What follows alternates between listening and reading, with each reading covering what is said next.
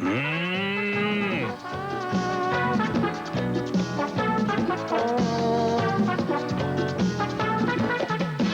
Recibimos al doctor Francisco Ramón Carvajal Martínez en su sección Huellón dando fusta.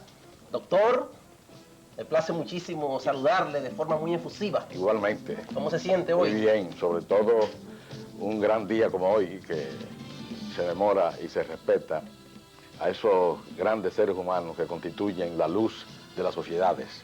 Nos referimos específicamente al maestro. Al maestro, sí. Nosotros, como hijos de maestro, pues nos sentimos doblemente emocionados en este día de hoy frente a estos seres que han venido a la tierra a dar la luz del saber y sobre todo a encauzar las nuevas generaciones. Sí, se habla mucho de que la educación dominicana ha estado en un proceso decadente, que la escuela de hoy no es la del pasado. Usted que tiene en sus manos los dos elementos, ¿puede hacernos un análisis de esto? Sí, prácticamente eso es así. En la escuela de ayer se enseñaban las correcciones, la moral social, las artes manuales, se enseñaba a ser caballero, se enseñaba inclusive el catecismo, se enseñaban las conductas morales, se enseñaba las clases perfectamente, los profesores tenían otro sistema y sobre todo algo muy fundamental, y es que se cantaba al comienzo y al final de cada clase. Ya no se usa eso. Ya no se usa, es muy difícil. ¿Y qué se presenta hoy? Hoy se presenta prácticamente una situación caótica donde inclusive los alumnos le dicen a los profesores reaccionarios, se van de la clase, en fin, es un desastre, un caos. ¿Y cómo se puede corregir esto? Se puede, claro, eso se puede corregir bajo... es cuestión ya de política de Estado. ¿Cómo? Política de Estado del ministro de Educación. Pero la universidad es autónoma, por ejemplo. Que tome medidas. Es decir, se requiere eso, porque es que, francamente, por ejemplo, esos cantos del árbol, venir los moradores del campo a la ciudad, la celebración del Día de las Madres, la celebración de cada aniversario, por ejemplo, hoy no se ve como se veía antes, que por ejemplo los 16 de agosto, los 27 de febrero, el día de nacimiento de Sánchez, de Duarte, de Mella y de cualquier patriota, pues se hacían en las escuelas. Todavía recordamos en la Escuela Normal Presidente Trujillo, que hacían conferencias, que el profesor de la materia daba cátedras, pero ya todo eso se ha perdido.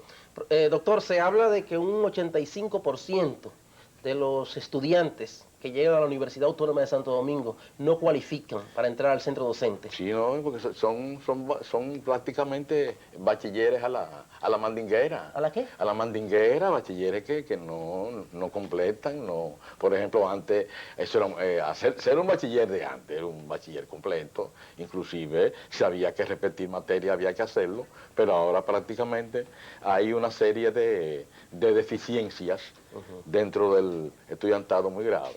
Sí. Se habla también, porque yo creo que hay que ser justo, sí, que la calidad del profesor de hoy no es el mismo de ayer. Tampoco, eso es lo cierto. El profesor de ayer era otra cosa. Eran profesores que venían descendiendo de profesoras, ¿no? De Luis Selma Pellerano, aquellas discípulas de ellas que fueron maestras después, donde hubo un grupo de profesoras que se destacaron notablemente. Y el bachillerato era distinto y todo. Había una profundidad, criterio, estudio. No se pasaba así, había que pasar en base a un estudio. ¿Hoy se pasa? ¿De qué forma? Se pasa hoy presionan y hay hay factores extraeducativos que funcionan para que una persona pase de curso, etcétera. ¿No tiene solución esto? Claro, tiene solución porque es que es la parte de la educación que está incorporada a la situación de corrupción general. Porque lo cierto es que el país atraviesa una crisis y dentro de esa crisis general no podía estar exenta la educación. Eso es lo cierto. Eso es lo cierto. Sí. Entonces, ¿usted considera que la solución es política? Política, sí tiene que haber una política de educación, una política de nominaciones de todo un equipo de personas serias dispuestas a enseñar y sobre todo tú sabes que la vocación de profesor de enseñar es una vocación natural, es una vocación inspiradora. Es una vocación que tiende prácticamente a crear en las nuevas generaciones un sentido cultural distinto. Cada cierto tiempo se presentan demandas de salario para los profesores y escuelas, y etcétera. casas. Y entonces sí, exacto.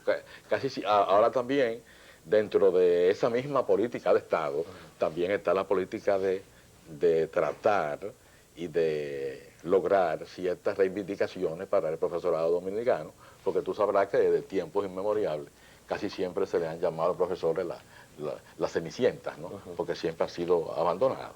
O sea, todo eso se resuelve en base a una política general, donde la política de la educación esté conformada, preestablecida y determinada. Sí. Doctor, cambiando el tema, la situación del país sigue en crisis.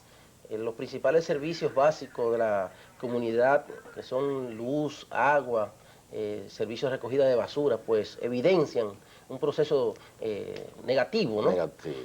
También se habla de que el pollo está a 4 pesos la libra.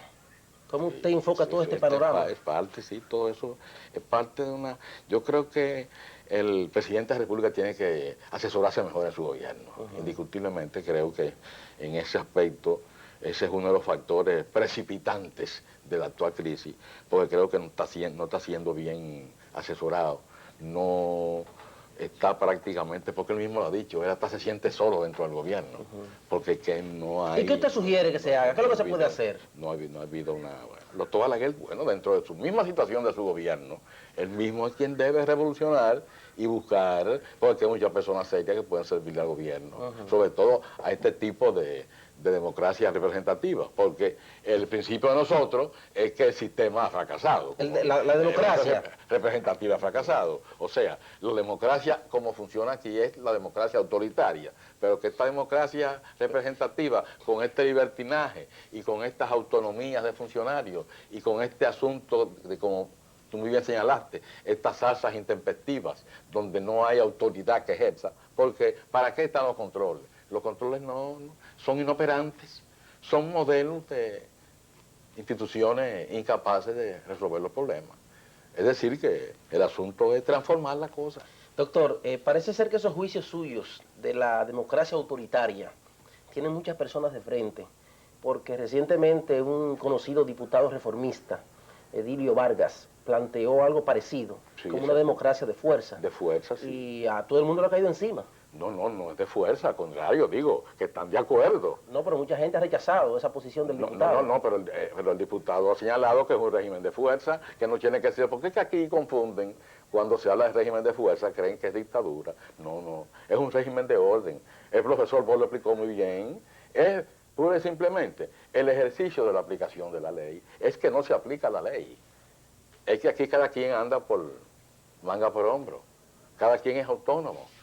O sea, se habla mucho de derechos, pero no se habla de deberes. Pero se ha hablado de un rechazo a esa proposición del diputado Edilio Vargas.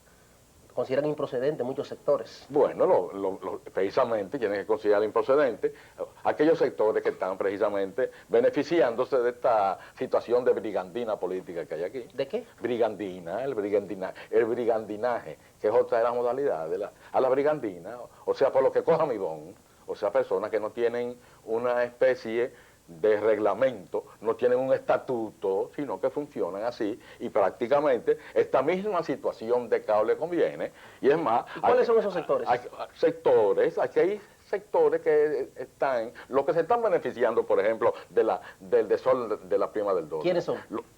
Esos tan ostensibles. Sectores que están dirigiendo prácticamente la política monetaria del país. Sectores que el gobernador central no puede con ellos. Entonces, exacto. Entonces, que es una persona seria que se ha esforzado. Entonces, hay aquí inclusive personas que se han caracterizado por demostrar y quererle demostrar al país que esto no es un país. O sea, que quieren como que se viva en esta situación en este maremoto social, ¿no? En esta, prácticamente, en este anacronismo, en esta indisciplina, en este caos, finalmente, porque eso le beneficia a ellos. ¿Y usted no cree que y entonces, claro, el plantear la existencia de un régimen de autoridad, de un régimen de democracia autoritaria, de un régimen dirigido, donde hayan todos los controles, donde haya sanciones extremas para todos los violadores.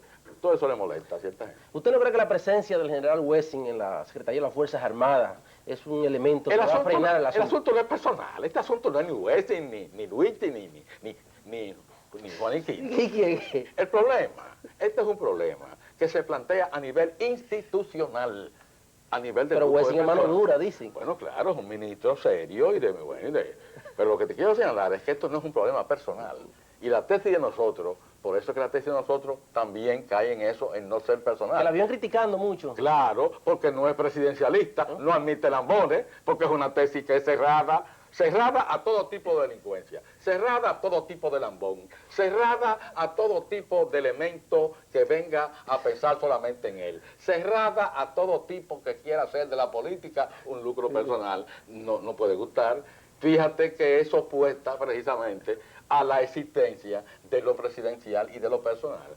Esto no es un problema que lo van a resolver una sola persona, de que un ministro. No, esto no es de un ministro. Ya es ayer, ya tenemos que terminar con eso. El problema dominicano, como se resuelve, es con la formación de un equipo de gente seria. Lo que decían los griegos decían los aristos, que dirijan un país sus mejores hombres, no sus hombres más lambones, ni sus politicastros, ni su grupo de partiditos, no. Que dirijan el país los aristos, o sea, los mejores, los que sean amantes del país, los que sean serios y capacitados. Es decir, que para dirigir la cosa pública del país no se necesita ser miembro de ningún partido político. ¿Y por qué usted no coge un cargo público y aplica esas medidas que usted plantea? Sencillamente porque estamos dentro de este cargo público actual. ¿Cuál? Estamos bajo la égida de los partidos políticos, y yo no pertenezco a ninguno de los partidos políticos que están... Pero si usted habla con Balaguer, ¿le puede un cargo? No, porque el problema no es, fíjate, el problema no es que personalmente mío, de un cargo mío,